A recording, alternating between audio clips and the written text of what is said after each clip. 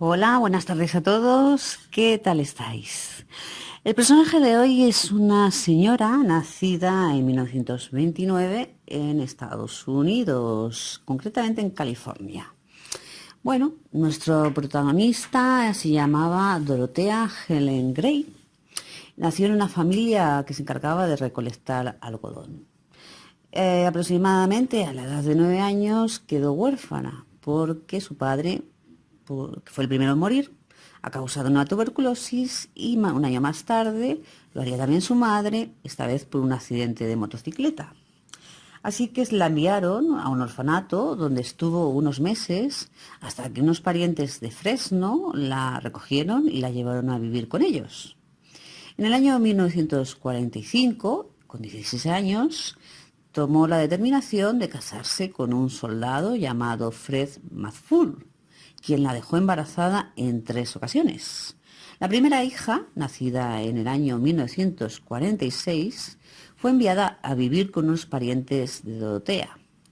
La segunda, nacida 2 años más tarde, en el 1948, fue dada en adopción. Y el tercer embarazo finalizó con un aborto involuntario. Fred abandonó a Dorotea a finales de 1948. De haber seguido con ella, habrían tenido un equipo de fútbol. Aunque ella mintió a sus parientes diciendo que su marido no es que se hubiera ido, sino que había muerto de un ataque al corazón, ya que no quería admitir pues, que la había abandonado. Al no tener trabajo conocido, comenzó a falsificar cheques, pero fue sorprendida y condenada a un año de cárcel, del cual cumplió 6 meses antes de salir en libertad condicional. Poco después de ser liberada, quedó nuevamente embarazada, en esta ocasión de un hombre al que apenas conocía. Sería una noche de estas así de pasión y desenfreno. Y dio a luz una niña a la que dejó en un orfanato. En el año 1952, otro nuevo hombre aparece en su vida, un hombre de origen sueco llamado Axel Johansson, con quien tendría una turbulenta relación de 14 años. En el año 1960 fue arrestada, acusada de regentar un burdel y condenada a 90 días de prisión. Pues ella era la madame, ¿no?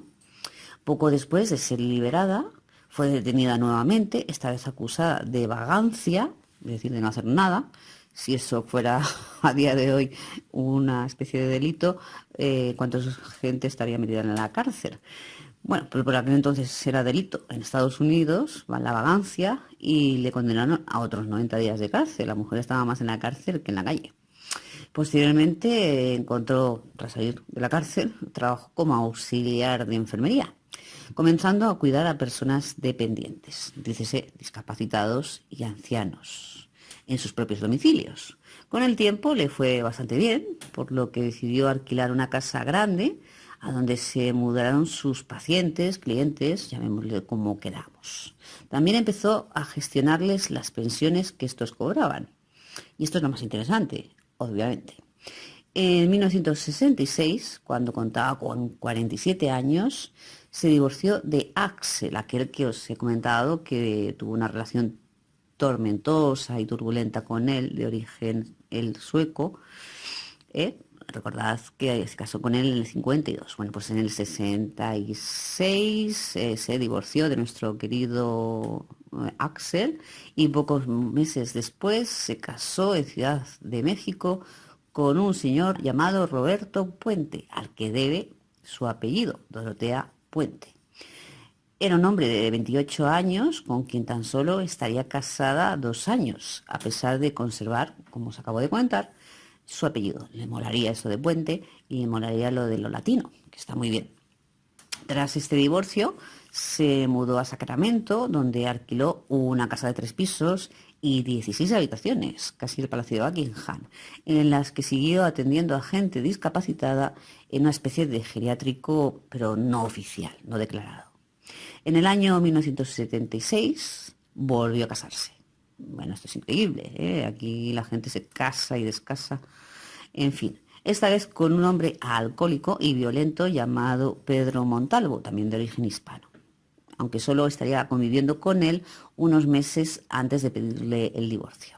Nuevamente, sola, empezó a falsificar las firmas de sus pacientes. Recordad que es interesante que manejara las pensiones de estos. Pues ¿para qué? Porque se quedaba con su dinero. Claro que sí. Aunque sus fraudes fueron detectados en poco tiempo por las autoridades. Se le levantaron 34 cargos de fraude y fue condenada a prisión, aunque en última instancia le permitieron estar en libertad condicional debido a su trabajo. No obstante, siguió reincidiendo una y otra vez. La mujer entraba, salía de la cárcel, le ponían condenas, las cumplía o la medio cumplía, y así en un círculo interminable. Dada la magnitud del trabajo, cuando la casa estaba llena de, bueno, pues de pacientes, Dorotea se asoció con una amiga suya para, bueno, pues claro, para que la ayudase, evidentemente. Dicha mujer, llamada Ruth Monroe, no confundir por favor con Marilyn Monroe, tenía además a su marido ya viviendo en la casa de Dorotea, puesto que este era un enfermo terminal. En abril de 1982, Ruth incluso se trasladó a vivir al apartamento situado en la buhardilla del edificio, lugar que compartía con Dorotea.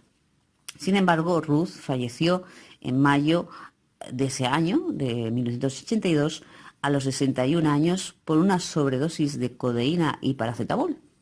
Dorotea comentó a las autoridades que su compañera y socia estaba muy deprimida debido a que su marido pues, estaba muy próximo a la muerte, estaba a terminar. Y al encontrar las sustancias que ocasionaron la muerte, la autopsia, el caso se cerró como si fuera un suicidio. Lo que nunca he visto yo muy a menudo es que la gente se quiera suicidar con paracetamol y codeína, pero en fin, de todo hay. Uno de los internos de la casa, Marco Mackenzie, denunció a Dorotea acusándola de haberlo drogado y haberle robado cierta cantidad de dinero mientras estaba indispuesto. Tras reconocer los cargos que pesaban sobre ella, Dorotea fue condenada a 5 años de cárcel el día 18 de agosto de 1982. Durante su estancia en la cárcel comenzó a cartearse con un hombre, ¡ay, lo que le gustaban los hombres a esta mujer!, llamado Everson Gilmuth, un jubilado de 77 años que la fue a buscar a su salida de la cárcel en el año 85 para irse a vivir con ella. Estaba tremendamente enamorado. En noviembre de ese mismo año contrató a un hombre para que le colocase suelos de madera en toda la casa. Por el trabajo y otros $800 le dio un coche perteneciente a su enamorado, a Everson Gilmuth, que estaba de viaje en esos momentos en Los Ángeles y que ya no lo necesitaba. Se quería deshacer del viejo vehículo. Asimismo, le encargó hacer un arcón para, según ella, guardar libros y cosas así, un baúl. Una vez acabado pues, ese baúl, le dijo si podía ayudarla a transportarlo hasta un almacén de su propiedad. Sin embargo, una vez que estaban en camino, Dorotea le dijo que lo había pensado mejor y que ella lo único que quería era tirarlo a la basura, a fin de cuentas, porque no le apetecía meterlo en el almacén. La caja, o baúl, en realidad, lo que no sabía el otro, era que contenía el cadáver de Everson. No sabía de Los Ángeles, ¿no? Bueno, sí, a Los Ángeles sí, pero los del cielo. Y fue arrojada, con ayuda de este querido señor que le había puesto los suelos y tal, a un vertedero ilegal a orillas de un río. El 1 de enero de 1986, pues un pescador que estaba por ahí a ver si pescaba algo, claro, evidentemente, descubrió la caja e informó de su hallazgo a la policía. Una vez que se abrió la caja o baúl, descubrieron los restos de un varón de avanzada edad y también en avanzado estado de descomposición. Dorotea siguió escribiendo cartas a la familia de su Everson diciendo que era él, haciéndose pasar por él, y que no se había puesto en contacto con ellos más regularmente, pues porque su salud estaba siendo bastante mala y no tenía tiempo para escribir, ni ganas y esas cosas. Siguió cobrando también la pensión del pobre Everson hasta que el cuerpo apareció en el río y fue identificado. Pero ya habían pasado 3 años desde que fue arrojado al río, así que durante 3 años la mujer vivió bastante bien. Dorotea seguía con su negocio de casas de residencia para ancianos y de hecho llegó a ser conocida e incluso apreciada por los trabajadores sociales, ya que en ocasiones los liberaba de trabajo, ya que también aceptaba en sus casas a todo tipo de gente, drogadictos, gente violenta y todas las cosas que le metieran. Dorotea seguía asimismo revisando el correo de sus clientes y cobrando sus pensiones, de las que les daba una parte, y claro, entre que parte y reparte se queda con la mejor parte, es decir, que ella se quedaba con la mayoría de ese dinero. No deja de ser curioso todo esto, ya que una de las condiciones de su liberación era que no podía seguir con su negocio gerontológico ni podía cobrar cheques de otras personas. Liberación de alguna de estas múltiples condenas que os he comentado, porque yo ya he perdido la cuenta de condenas que tenía. De hecho, en las 15 veces que fue visitada sorpresivamente por agentes encargados de vigilar su libertad condicional, nunca, sin embargo, la pillaron infraganti. Sin embargo, las sospechas de los vecinos acerca de las actividades de la señora Puente no tardarían en empezar. En la casa de Dorotea comía de vez en cuando un vagabundo a quien se conocía simplemente como Chief, jefe en inglés. Este vagabundo estuvo durante una temporada yendo a comer a la casa hasta que finalmente fue contratado por Dorotea para hacer trabajos varios a cambio de alojamiento y manutención. Chief estuvo durante varios meses cavando en el sótano del inmueble y transportando los escombros hasta un contenedor en una carretilla. Después levantó un pequeño almacén en la parte trasera del patio y recubrió todo con una capa de hormigón que él mismo hacía a mano. Poco tiempo después, Chief desapareció. El 11 de noviembre de 1988, la policía fue a casa de Dorotea a preguntarle por un esquizofrénico cuya desaparición había sido denunciada por los servicios sociales y del que lo último que se sabía es que alguna temporada pasó por ahí, por casa de Dorotea. Mientras se encontraban indagando en la propiedad, descubrieron un montón de tierra que había sido erigida poco tiempo antes, había sido removida poco tiempo antes. Cuando empezaron a cavar, descubrieron un cadáver debajo. Se trataba de una de las inquilinas de la casa, llamada Leona Carpenter. Leona era una mujer de 78 años que llevaba al menos 2 años residiendo en la casa de nuestra querida Dorotea. Cuando el juez fue notificado del hallazgo, ordenó proseguir las excavaciones y de ese modo fueron descubiertos otros 7 cadáveres. A pesar de todo esto, Dorotea no estaba considerada como sospechosa.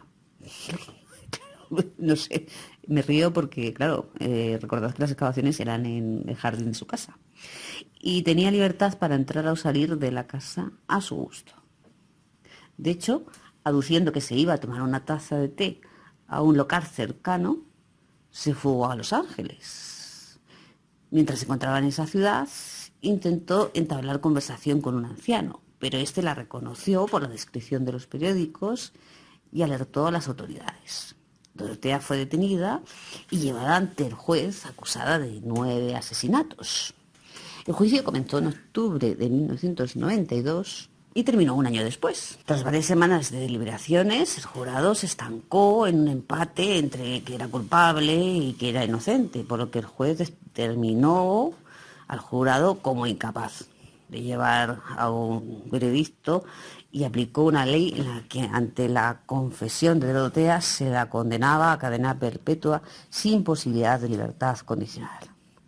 Deciros que Dorotea Helen Puente fue internada en el Correccional de Mujeres de California Central, donde estuvo manteniendo su inocencia hasta que murió por causas naturales el 27 de marzo de 2011 a los 82 años de edad.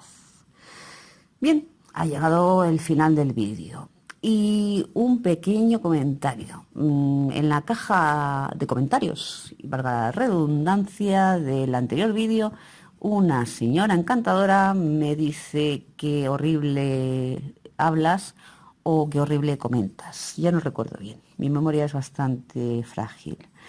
Me encantan los dislikes, me encantan las críticas, siempre que sean constructivas. Creo que queda todo dicho. Porque el primero que pasa por la puerta te puede decir lo primero que se le ocurre. Pero con lo único que me puedo quedar es con aquellos que me digáis, pues bueno, pon un poquito más de énfasis, a lo mejor en algún momento no te entendemos, a veces, bueno, pues te trabas un poquito al hablar y considero que eso son críticas constructivas, pero decir qué horrible hablas no es nada constructivo. A modo simplemente de comentario final y para variar un poquito, porque siempre me despido deseándoos, por supuesto, como hoy lo voy a hacer también, que tengáis un buen día, un saludo para todos y muchas gracias por visualizarme, incluso los que, bueno, me comentáis que hablo horrible. Así que, lo dicho, hasta el próximo vídeo.